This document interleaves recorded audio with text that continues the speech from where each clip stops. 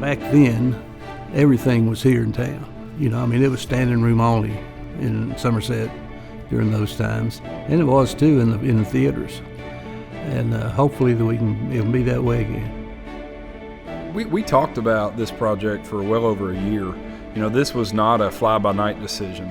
I spent a lot of time talking to members of the city council, community leaders, people in the art and entertainment community about this Virginia, about, you know, what it would look like.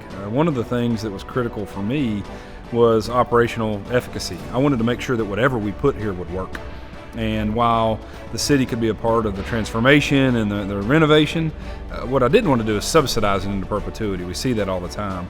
And, you know, I got comfortable with the idea of making it a live music venue first. And from there, we're going to talk about live theater. We're going to have an event space. We are going to have historical movie night. And so, you know, that multifaceted approach, the sense that the Virginia could be a place for everyone, which is really important to me. Once I got comfortable with that, then we went full force and decided we were going to get it done. There's so much excitement when you think about the Virginia and all the possibilities of all the things that can be there. You know, again, to be able to house some type of art component or have live shows, musicians coming in from all over the country, to be able for this to be a destination for them. It's always been a destination for the lake, and that was a reason that people came to travel, but now music is a big portion of what a lot of people travel for.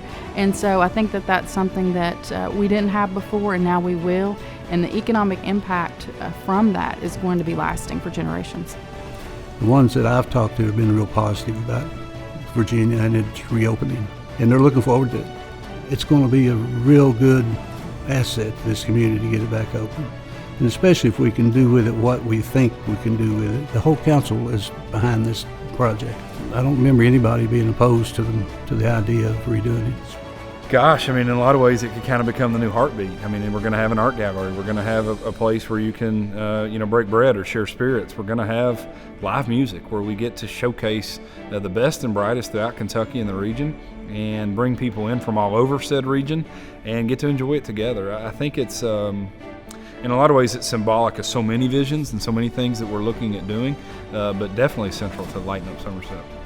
It's important to have a downtown hub that kind of brings everyone together, so that if you're the visitor, you're going to make the reservation to stay at the Airbnb or at the hotel, visit friends, to come say, you know, we could go do this, we're going to go see a concert, we're going to get our friends together, we've got food right there across the street, we've got some little bars down the road, so we could have a whole weekend. It's not just one thing that's a 30-minute show and be done with it. So you have a whole night that you can plan, a whole weekend you can plan.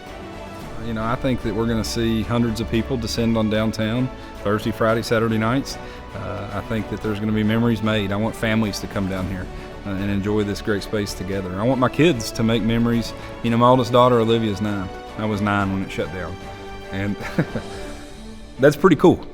You talk about communities being rebuilt, and we're in the midst of that. And I think we're going to create a venue in a place that our children are going to grow up in, they're going to have families in, a place they can be really proud of.